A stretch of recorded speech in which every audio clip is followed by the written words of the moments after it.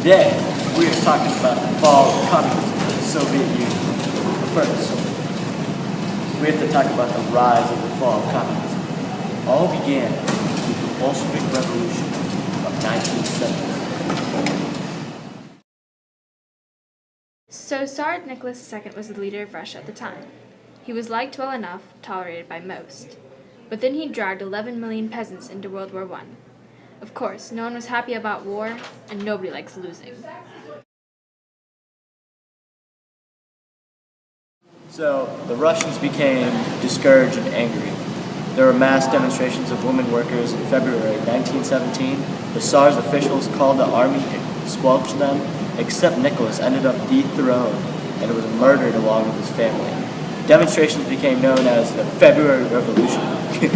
The provisional government was then formed, made up of bankers, lawyers, industrialists, and capitalists. It was very weak and kept Russia in war.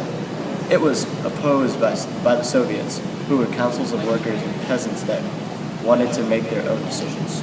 Yeah. V.I. Lenin arrived in spring from his exile and joined the Bolsheviks. They wanted to overthrow the provisional government and set up a government for the proletariat. Unfortunately, things got bad for the Bolsheviks. But then the provisional government ordered a war offensive that failed. Many members of the provisional government became more and more Bolshevik. The Bolsheviks had now gained support of the workers, began winning important elections, and acquired a majority. Lenin convinced the Bolsheviks to form an insurrection against the provisional government. The Red Guards stormed the Winter Palace and, all power to the Soviets! The new government run by the Bolsheviks developed a philosophy of socialism, which eventually became communism. They wanted to overcome national differences and, quote-unquote, create one monolithic state based on a centralized economical and political system. This eventually became totalitarianism. Communist leadership now had complete control over the country.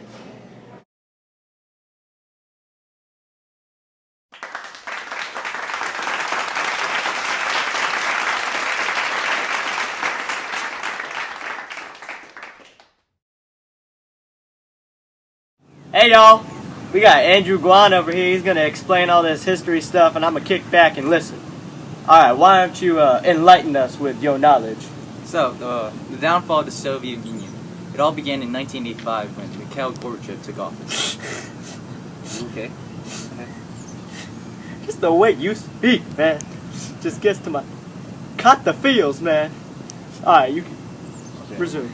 So, in 1985 when he took office, Gorbachev, he found Russia in a political and economic stagnation. So he introduced two policies, perestroika and glasnost. Is that a food? Oh no, it's not a food. Perestroika actually means restructuring, and glasnost means openness. Man, this got me hungry.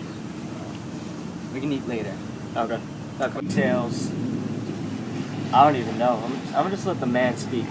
Alright then. So, perestroika, like I said before, it restructured the political and economic system of the Soviet Union. Politically, it allowed for multiple parties for decades. So the Soviet Union only had one single party, but with perestroika, multiple parties were allowed.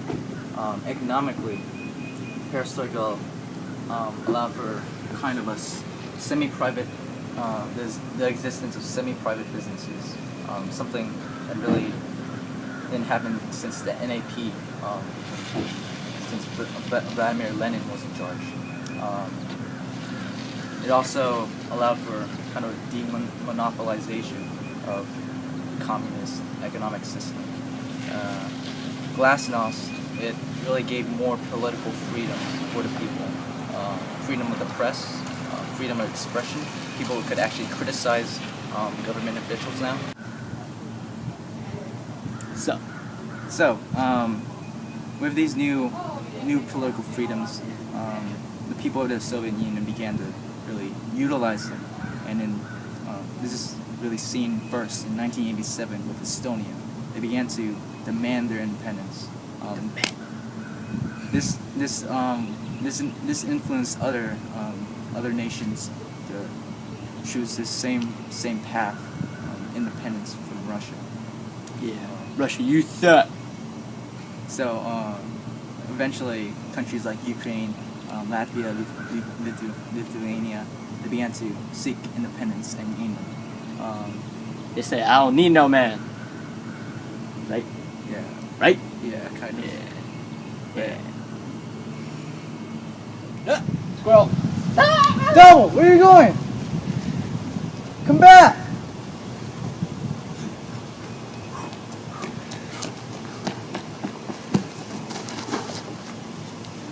What are you talking about? The conclusion of the Soviet Union. Okay, so with the rise of the independence movements and the pressure that Gorbachev was facing, which eventually culminated into a coup d'etat in August of 1991, he eventually resigned December 25th of 1991, and by 1992, Russia officially became a democracy. Well, until Putin arrived.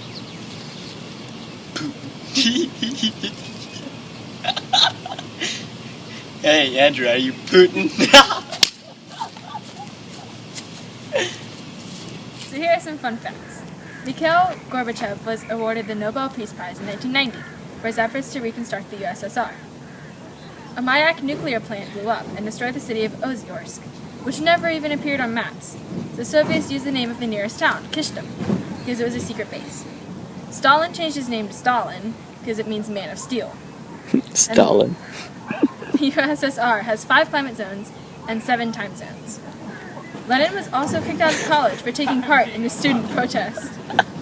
Lenin was mummified after death. Gorbachev was in a Pizza Hut commercial with his granddaughter, Anastasia, in 1997.